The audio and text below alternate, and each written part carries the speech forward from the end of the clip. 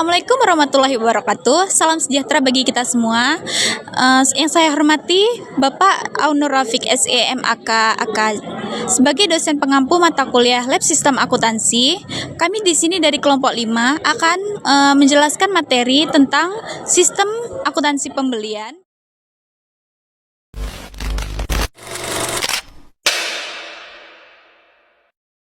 Baik, di sini saya akan menjelaskan mengenai sistem akuntansi pembelian. Nah, sistem akuntansi pembelian ini adalah sistem akuntansi yang digunakan dalam perusahaan untuk pengadaan barang yang diperlukan oleh perusahaan. Nah, transaksi pembelian dapat digolongkan menjadi dua. Yang pertama adalah pembelian lokal, yaitu pembelian dari pemasok dalam negeri.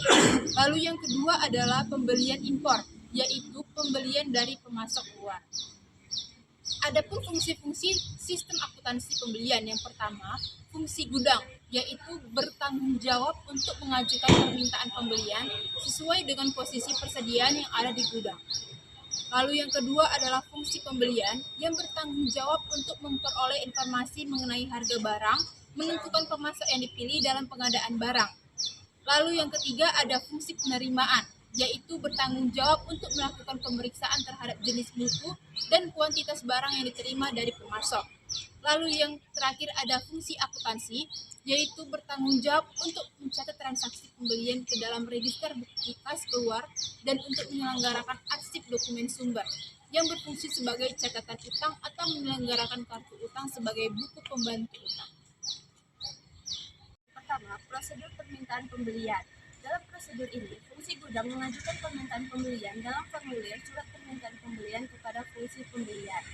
Yang kedua, prosedur permintaan penawaran harga dan pemilihan pemasok. Dalam prosedur ini, fungsi pembelian mengirimkan surat permintaan penawaran harga kepada para pemasok untuk memperoleh informasi mengenai harga barang dan syarat pembelian yang lain, untuk memungkinkan pemilihan pemasok yang akan ditunjuk sebagai pemasok barang yang diperlukan oleh perusahaan.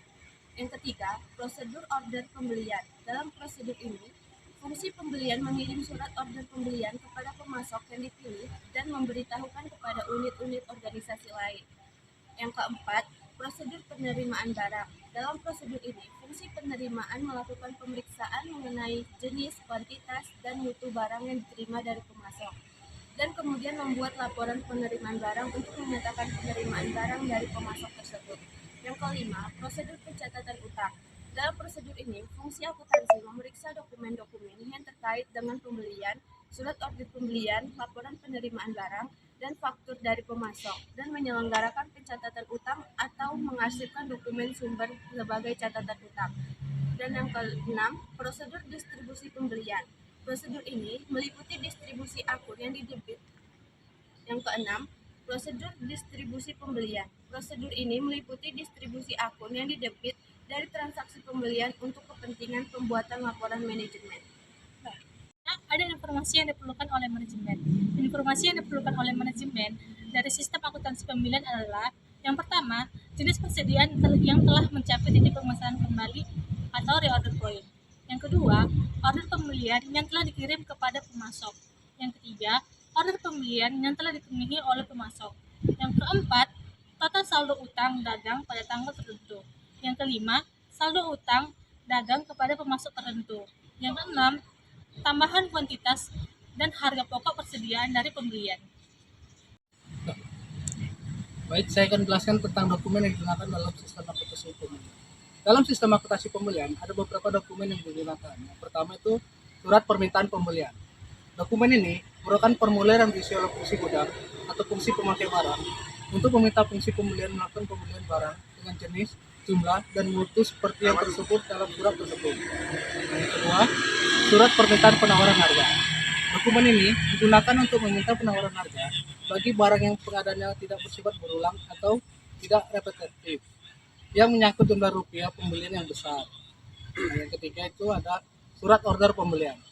Dokumen ini digunakan untuk memesan barang kepada pemasok yang telah dipilih. Dokumen ini terdiri dari berbagai tembusan dengan fungsi sebagai berikut, yaitu pertama ada surat order pembelian, tembusan pengakuan oleh pemasok, tembusan bagi unit peminta barang, arsip tanggal penerimaan, arsip pemasok, tembusan bagi penerimaan, dan terakhir tembusan fungsi akuntansi. Nah, selanjutnya itu ada laporan penerimaan barang. Nah, dokumen ini dibuat oleh fungsi penerimaan untuk menunjukkan bahwa barang yang diterima dari pemasok telah memenuhi jenis, spesifikasi, mutu, dan kuantitas seperti yang tercantum dalam surat order pembelian. Nah, yang kelima itu ada surat perubahan order pembelian. Kadangkala diperlukan perubahan terhadap isi surat order pembelian yang sebelumnya telah diterbitkan.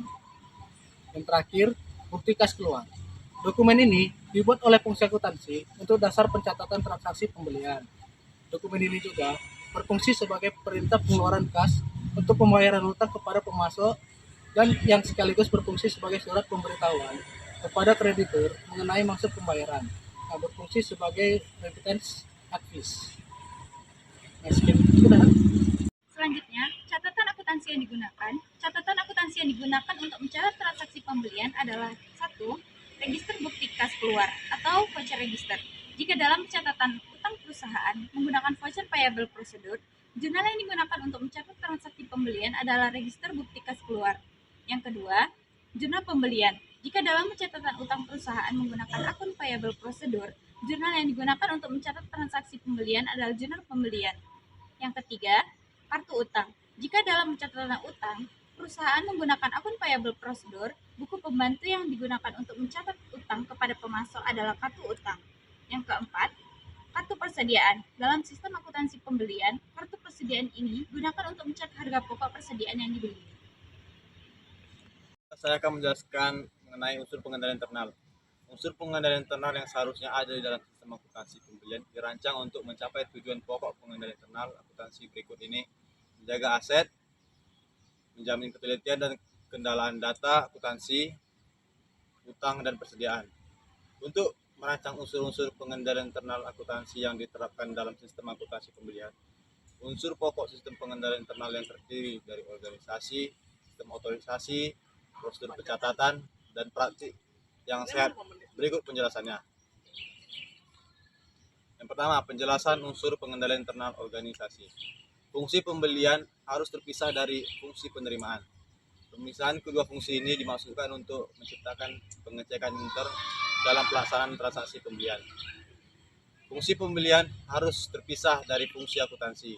Salah satu unsur pokok sistem pengendalian internal mengharuskan pemisahan fungsi operasi, fungsi penyimpanan, dan fungsi akuntansi.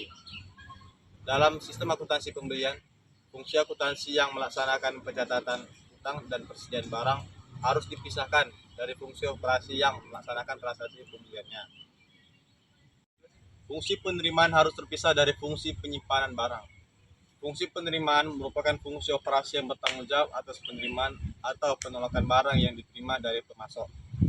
Fungsi penyimpanan merupakan fungsi yang bertanggung jawab atas penyimpanan barang yang telah dinyatakan diterima oleh fungsi penerimaan. Transaksi harus dilaksanakan oleh lebih dari satu orang atau lebih dari satu fungsi. Dalam merancang sistem untuk melaksanakan kegiatan pokok perusahaan, harus diperhatikan unsur pokok sistem pengendalian internal bahwa setiap transaksi harus dilaksanakan dengan melibatkan lebih dari satu karyawan atau lebih dari satu fungsi. Yang berikut, sistem otorisasi dan prosedur pencatatan. Surat permintaan pembelian diotorisasi oleh fungsi gudang untuk barang yang disimpan dalam gudang, atau oleh kepala fungsi pemakai barang untuk barang yang langsung dipakai. Transaksi pembelian diawali dengan diterimanya surat permintaan pembelian oleh fungsi pembelian dari fungsi gudang atau dari fungsi pemakai barang. Fungsi gudang atau fungsi pemakai barang mengisi formulir surat permintaan pembelian sebagai dasar fungsi pembelian untuk melakukan pengadaan barang yang dibutuhkan oleh perusahaan. Surat order pembelian diotorisasi oleh fungsi pembelian atau pejabat yang lebih tinggi. Jika surat permintaan pembelian merupakan pernyataan kebutuhan barang dari fungsi gudang atau dari pemakai, surat order pembelian merupakan awal transaksi pengadaan barang. Penerimaan barang diotorisasi oleh fungsi penerimaan.